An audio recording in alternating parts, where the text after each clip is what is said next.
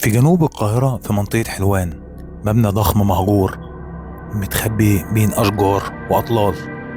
المبنى ده كان قصر ملكية لعيلة حبيب باشا السكاكيني قبل ما يتحول لفندق عين الحياة، وبعدها يستخدم كمشرحة تابعة لمستشفى حلوان العام. لكن القصص المرعبة اللي بدأت بتتسلل بعد استخدامه كمشرحة هي اللي خلت الناس تخاف منه. ما تنساش الاشتراك واللايك وتفعيل الجرس.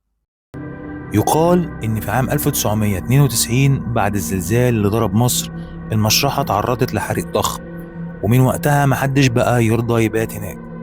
القصص بتحكي إن الأصوات بتبدأ بالظهور بعد منتصف الليل، صرخات، خطوات، أضواء خافتة تتحرك في الممرات. وفي مرة عامل بالمشرحة خد جزمة حلوة جدا وغالية من جثث، وفي الليلة اللي بعدها الجزمة رجعت لوحدها وبقى واقف في نفس المكان اللي كانت فيه الجثة.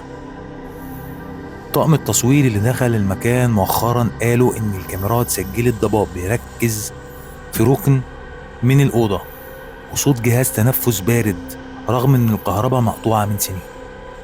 الشيء اللي مرعب جدا إن الممرات والدرج متشابكة زي متاهة، واللي يدخل غلط يشوف الباب بيتقفل والفلاش بتاع الكاميرا يلمع فجأة كأن شخص وراك شغل الكاميرا. لو كنت ناوي تدخل هناك خليك متجهز، لأن المبنى ده ما بيرحمش، فيه أسرار دفنها الزمن وفيه كائنات ممكن تكون ما اتقالتش. اللي نعرفه إن بالرغم من إن هو مقفول المبنى ما زال حاضر بطريقة مخيفة.